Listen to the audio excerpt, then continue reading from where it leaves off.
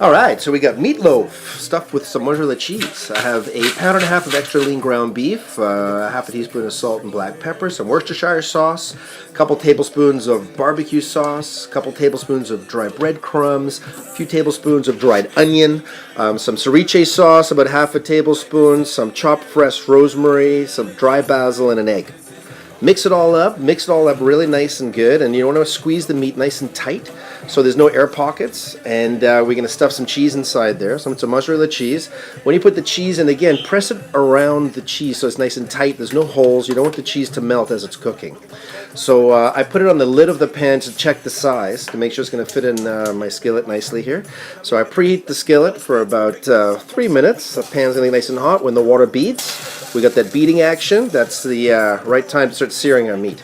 So what I'm going to do is I'm going to put in that whole lovely meatloaf right into the pan and get it searing. The pan's nice and hot. As it goes in, it is ground beef. There's going to be some fat coming out of the meat. So this is a nice time. I'm going to add the onions in the bottom, and they're going to sweat from some of the fat coming out of the meat. So I have a small onion I sliced, one Roma tomato I diced up, which I'm going to put in there as well. That'll break down for the gravy.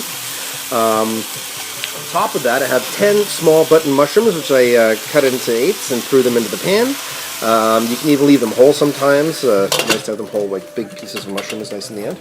We can put the lid on there, and when the whistle goes off in a medium heat, then I'm just going to check it here. Now everything's starting to sweat inside.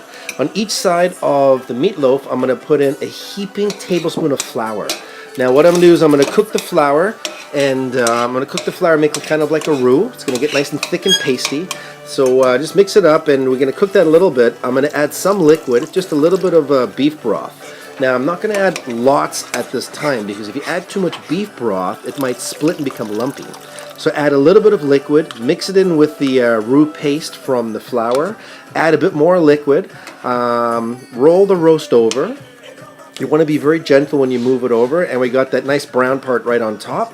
I'm going to put in a heaping tablespoon of tomato paste, a little bit on each side, and then I'm going to bulk it up with more beef broth. So the beef broth is 3/4 full, and the roast is turning around. I'm going to put some liquid over the roast.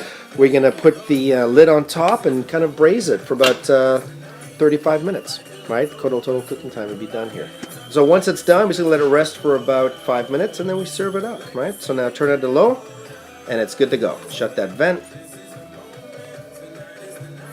And then when we open it up, I'm just going to give it a bit of a stir around, remove the roast, and we're pretty much good to go. I'm going to cut that in the pan, and you can even take it out, serve it on a nice platter. It's a nice little dish. This could be a nice little dinner for 4, an accompaniment, or a full meal for 2. A lot of meat, pound and a half, not very much shrinkage in the pan. Quick and easy, and that's the way we like to do it. Easy, greaseless cooking with Chef Warren. And don't forget to subscribe to our page for the next exciting dish.